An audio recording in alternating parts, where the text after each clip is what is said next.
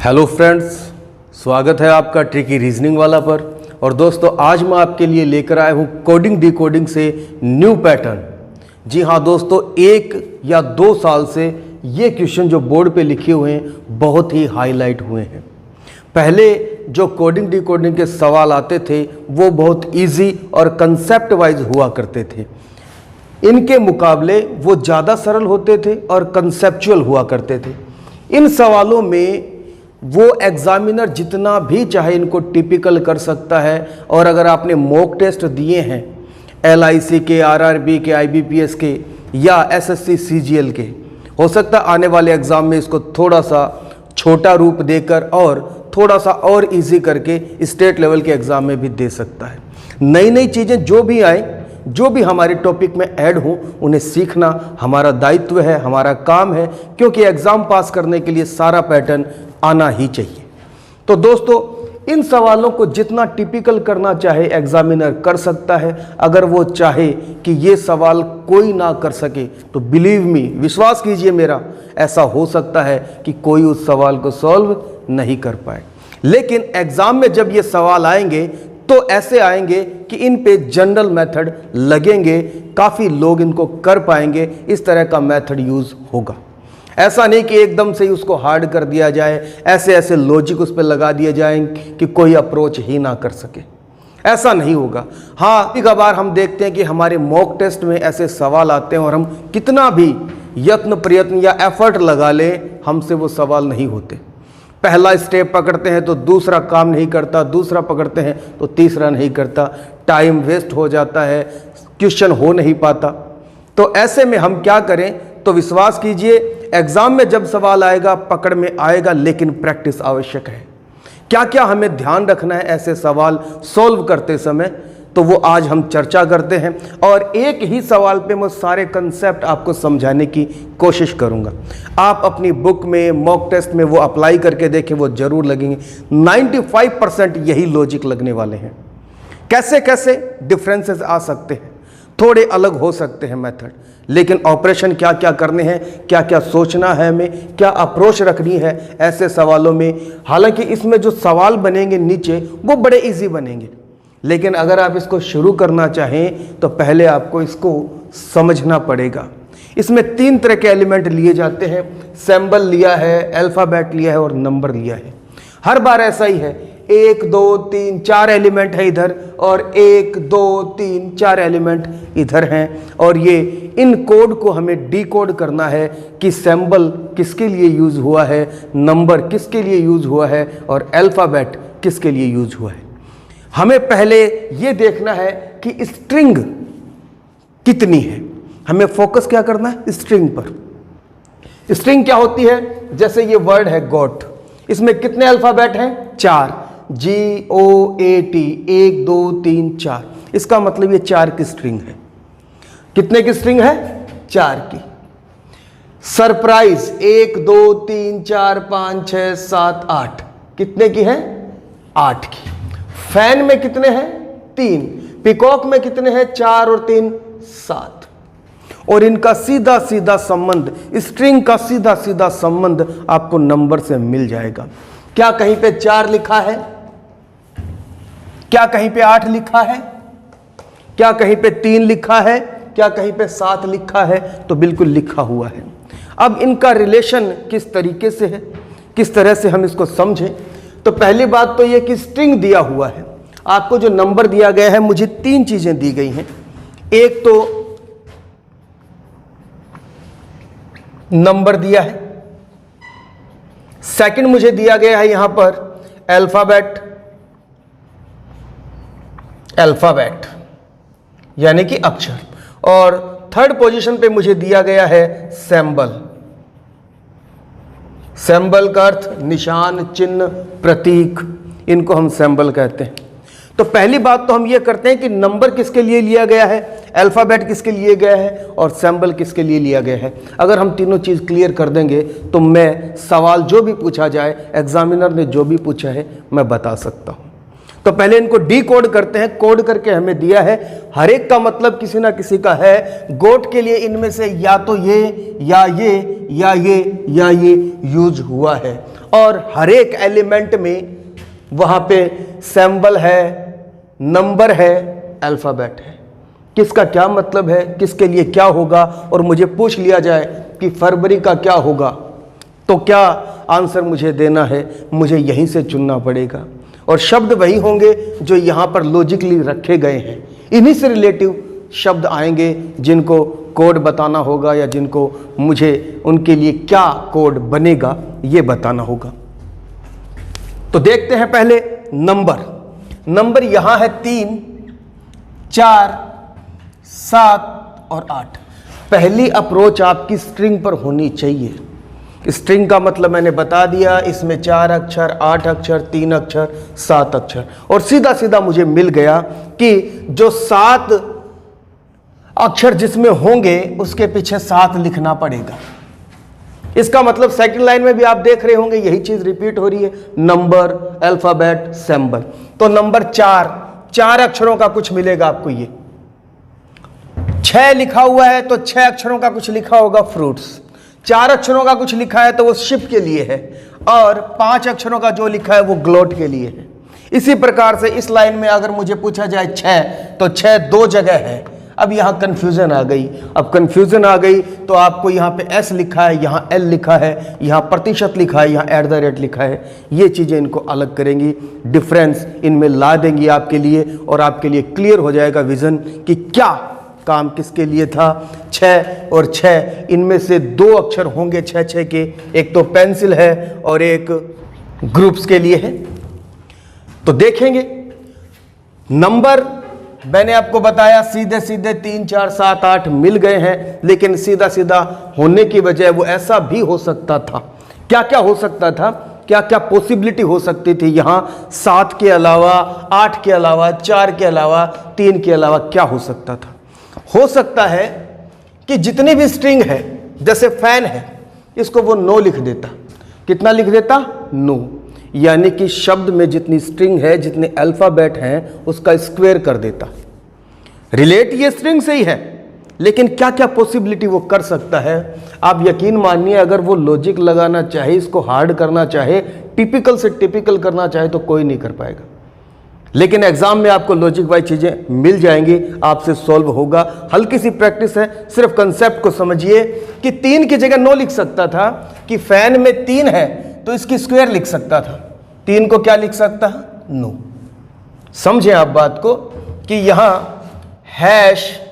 #n 9 कर सकता था।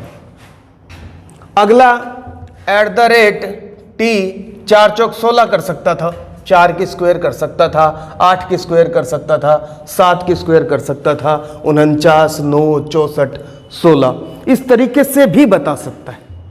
पहली बात तो ये कि डायरेक्ट बता दे, मिल गया। दूसरा, स्क्वायर कर सकता है। तीसरी थिंग ये हो सकती है हमारे लिए कि वो किसी कॉमन नंबर से इनको मल्टीप्लाई कर दे। कैसे? कि यहाँ पे 7 था, यहाँ 3 था, यहाँ 8 था, यहाँ 4 था। हो सकता है वो सबको 3 से मल्टीप्लाई कर दे। 4 को 12 लिख दे, 8 को 24 लिख दे, 3 को 9 लिख दे, 7 को 21 लिख दे। समझे बात को? हो सकता है वो 3 को 3 से मल्टीप्लाई कर दे। 3 तिया 9, 3 चौक 12, 3 7 21, 8 तिया 24। ऐसे भी लिख सकता है। किसी भी कॉमन नंबर से स्ट्रिंग को मल्टीप्लाई करके लिख सकता है। या फिर हो सकता है 2 से मल्टीप्लाई करता, 3 को 6 लिख देता, 4 को 8, 7 को 14, 8 को 16 लिख देता। ऐसा भी कर सकता है। या फिर वो ऐसा कर सकता है कि जितने भी स्वर हैं, 4 वाले अक्षर में कितने स्वर हैं? 2। तो इसको हो सकता है 2 से मल्टीप्लाई कर देता। जितने भी स्वर हैं, शब्द में जितने वोवल्स हैं, और स्ट्रिंग को उसी से मल्टीप्लाई कर देता। 4 की स्ट्रिंग है, 4 अक्षर है, स्वर 2 है, आपस में मल्टीप्लाई कर देता। 8 है और इसमें स्वर 1, 2 और 3 है, 8 तिया 24 लिख देता। फैन में 1 ही है तो 3 का 3 ही रखा जाता, 1, 2, 3। 7 या 21 भी लिख सकता था, क्योंकि वो अब शब्द में वोवल को मल्टीप्लाई कर रहा है। जितनी स्ट्रिंग है उसमें जितने भी स्वर आ रहे हैं प्रत्येक शब्द में, प्रत्येक स्ट्रिंग में, उससे मल्टीप्लाई कर सकता है। या कांस्टेंट यानी कि व्यंजन से भी मल्टीप्लाई कर सकता है कि इसमें बच गए 2, 4 दूनी 8, इसमें बच गए 5, 8 पंजे 40, क्योंकि स्वर 3 है तो व्यंजन 5 है 8 वाले में। तो इस तरीके से मल्टीप्लाई कर सकता था। आपको ये 4-5 चीजें ध्यान रखनी है। आगे देखते हैं। मुझे ये तो समझ में आ गया, सीधी सीधी बात, ये मैंने आपको समझा दिया। 9, 16, 49, 64 लिख सकता है, किसी भी कॉमन नंबर से मल्टीप्लाई कर सकता है, या स्ट्रिंग में जितने स्वर हैं उन स्वर से पूरे शब्द के अंदर कितनी स्ट्रिंग है उसको भी मल्टीप्लाई कर सकता है, या कांस्टेंट से भी यानी व्यंजन से भी मल्टीप्लाई कर सकता है।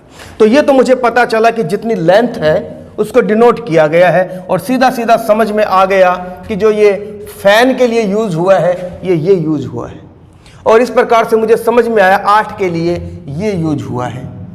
आगे मैं देखता हूं अल्फाबेट के लिए क्या यूज हुआ है।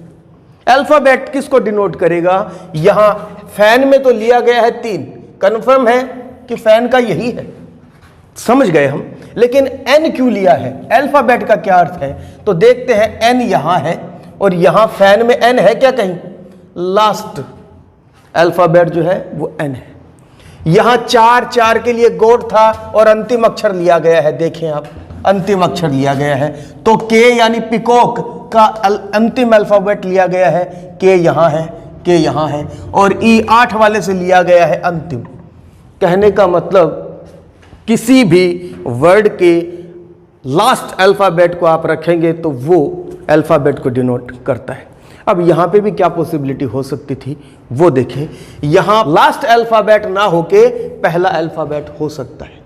जब उसने कहा कि एन लिया है तो वो एफ भी ले सकता है।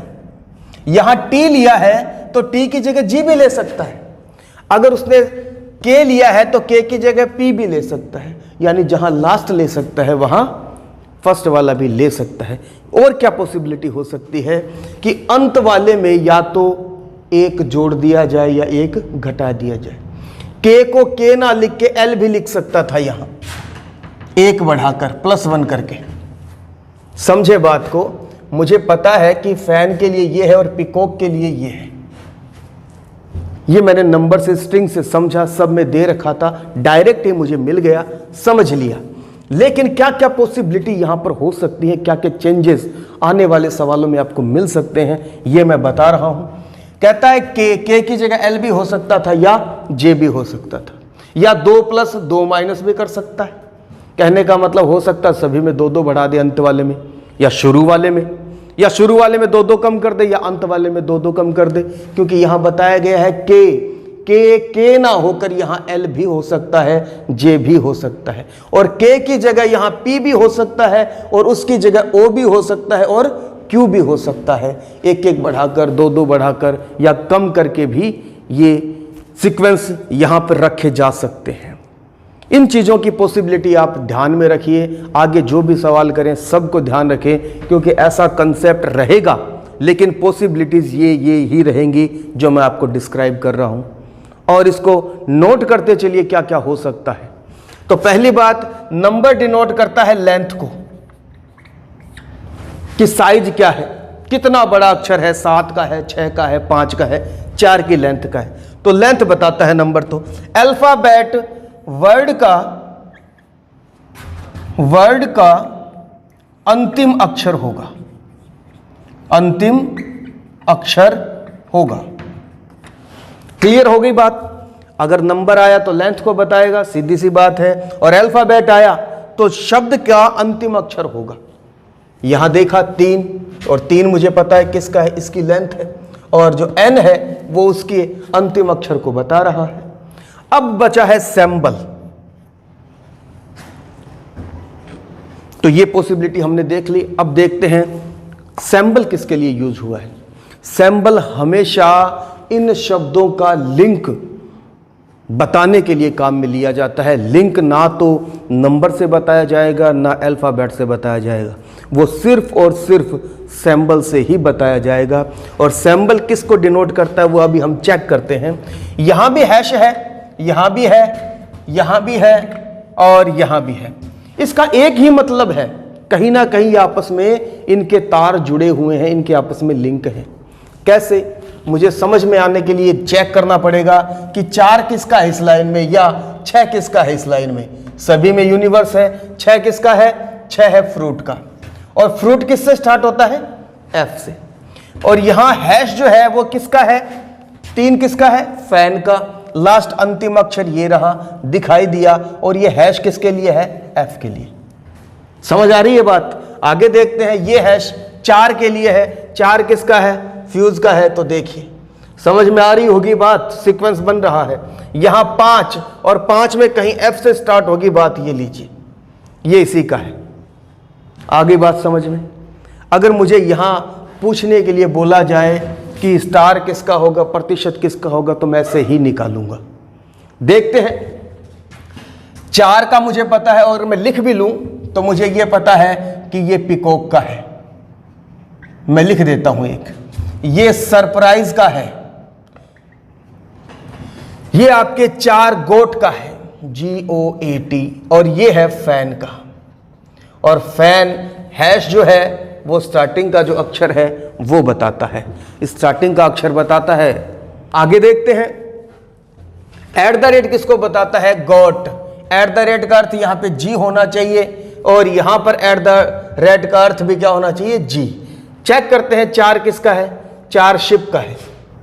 4 शिप का है। यहां पे फिर आया @ देखना है मुझे किसका है। यहां मुझे पता चला G का है, गॉड का है। और यहां ये होगा GLOAT, इसका है। यानी कि पहला जो आपका अक्षर होगा उससे आपका सिंबल लिंक हो रखा है। कहने का मतलब सिंबल का अर्थ है शब्द का प्रथम अक्षर। शब्द का प्रथम अक्षर किससे पहचानेंगे? हम पहचानेंगे सिंबल से। तो प्रतिशत है यहां पर। प्रतिशत का अर्थ मुझे पता होना चाहिए P। इसका अर्थ होना चाहिए P से कोई चीज जुड़ी हुई है। ये रहा पिकॉक, पियर। तो ये किसके लिए है? पियर के लिए है। हैश किसके लिए है? हैश हमने अभी देखा फैन के लिए है। F से स्टार्ट होना चाहिए, फ्रूट्स। तो ये सारी चीज हमने धीरे धीरे निकाल ली। स्टार S से शुरू होगा और उसका अर्थ यहां पर है शिप। आप सारी चीज देखें, क्या लेंथ पता चल रही है 4 की? क्या अंतिम अक्षर आ रहा है और स्टार से पहला अक्षर पता चल रहा है? इस तरीके से ये सारा कंसेप्ट समझना पड़ेगा। कई बार टिपिकल सवाल आते हैं कि पहला सोल्व हुआ, 3 एलिमेंट हैं, पहला सोल्व हुआ, दूसरा नहीं हुआ, दूसरा भी हो गया मान लीजिए तो तीसरा नहीं हुआ, या तीनों को ही पकड़ नहीं पाते। मॉक टेस्ट में ऐसा हो सकता है, लेकिन एग्जाम में आपको लॉजिक समझ में आएगा। प्रैक्टिस जरूर कीजिए, इम्प्रोवाइज कीजिए अपने पूरे कंसेप्ट को। कोडिंग डिकोडिंग में नया पैटर्न आ चुका है और 1-2 साल से हाईलाइट हो चुका है। तो जितने भी परिवर्तन हैं वो आपको आने चाहिए। खुद में गेन कीजिए, खुद को अपडेट कीजिए कि क्या नया आ गया है। पुराने सवाल कंसेप्चुअल हैं, इजी हैं। किसके मुकाबले? इस सवाल के मुकाबले ये हार्ड है। और इसको जितना टिपिकल बनाया जाए उतना टिपिकल बनाया जा सकता है। अगर मैं चाहूँ इस सवाल में कुछ ऐसा हेर फेर करूँ जो सिर्फ मुझे ही समझ में आए, तो यकीन मानिए वो आपसे नहीं होगा। फिर ये मॉक टेस्ट में हो सकता है, क्योंकि लोग अपने अपने हिसाब से बनाते हैं। एग्ज़ाम में 65% to 70% लोग रीच कर सकें, अप्रोच कर सकें सवाल को, ऐसे सवाल दिए जाते हैं। तो अगर मुझसे ये पूछा जाए कि आप FABRUARY कैसे लिखा जाएगा ये बताइए, तो मुझे पता होना चाहिए F का कोड क्या है, यानी शुरुआत का कोड क्या है? हैश। फिर मुझे क्या लिखना है? अल्फाबेट। अल्फाबेट किसको डिनोट करता है? वर्ड का अंतिम अक्षर Y।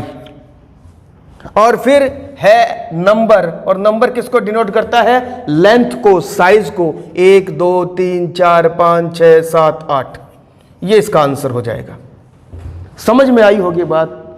मुझे लगता है कि जितना मैंने समझाने की कोशिश की आपको समझ आया होगा। बहुत ही अच्छा कंसेप्ट है। आपको सिर्फ ये पॉसिबिलिटी रखनी है कि नंबर लेंथ को बता सकता है और लेंथ को किस हिसाब से बता सकता है। वो वोवल से मल्टीप्लाई कर सकता है, वो किसी कॉमन अंक से मल्टीप्लाई कर सकता है 2 से 3 से, और हो सकता है वो सीधा लिख दे या उसकी स्क्वायर भी लिख सकता है। आगे बताया अल्फाबेट यहां पे वर्ड का अंतिम अक्षर होगा, लेकिन हो सकता है वो पहला अक्षर हो, या हो सकता है पहले अक्षर में 1 कम हो, पहले अक्षर में 1 ज्यादा हो, पहले अक्षर में 2 ज्यादा हो, 3 ज्यादा हो, या पहले अक्षर में हो सकता है उसकी साइज ही जोड़ दी जाए। कुछ भी हो सकता है। अप्रोच आपको आपकी प्रैक्टिस के साथ करना है। आगे देखते हैं सैंबल। सैंबल हमेशा शब्दों का लिंक बताएगा, क्योंकि ये लिंक बताने वाला काम ना अक्षर से होगा और ना ही नंबर से, ये होगा सैंबल से। और जैसा कि मैंने बताया, हर एक का पहला अल्फ़ाबेट बता रहा है वो कि पहला अल्फ़ाबेट एफ है। एफ है तो सभी में हैश होगा, और अगर एफ है तो हैश ही होगा, हैश है तो एफ ही होगा वहाँ। और इसी प्रकार से मैंने यहाँ देखा कि अगर फरवरी का कोड पूछ लिया जाए तो उसका कोड आगे वाला क्या होना चाहिए, सैंबल में हैश होना चाहिए, और उसका अंतिम अक्षर वाई होना चाहिए, और उसकी लेंथ 8 है। तो इस प्रकार से मैंने इसको क्लियर किया। अगर वो पूछ लेता कि स्टूडेंट का बताइए, स्टूडेंट को कैसे लिखा जाएगा या स्टूडेंट्स को कैसे लिखा जाएगा, तो आपको पता है कि पहले तो इसका होना चाहिए हमारे पास सैंबल। तो एस का सैंबल क्या है, जहां से एस का पता चले तो स्टार है, ये लीजिए स्टार। फिर क्या आएगा, फिर आएगा अल्फ़ाबेट, और अल्फ़ाबेट अंतिम होता है। स्टूडेंट्स है तो एस आएगा, स्टूडेंट होता तो टी आता। समझ रहे हैं बात को आप। आगे इसकी लेंथ 1 2 3 4 5 6 7, ये इसका आंसर है। तो आंसर देना बड़ा आसान है, लेकिन कंसेप्ट को डीकोड करना, इन सवालों को, कोड में दी हुई बातों को डीकोड करना, ओपन करना, समझने लायक बनाने के लिए आपको ये कंसेप्ट ध्यान रखने हैं, क्या क्या पॉसिबिलिटी हो सकती हैं। तो दोस्तों आज की बात यहीं तक थी, आगे की बात हम अगले वीडियो में करेंगे। आशा है कि वीडियो आपको पसंद आया है। पसंद आया तो सब्सक्राइब करें, लाइक करें। धन्यवाद।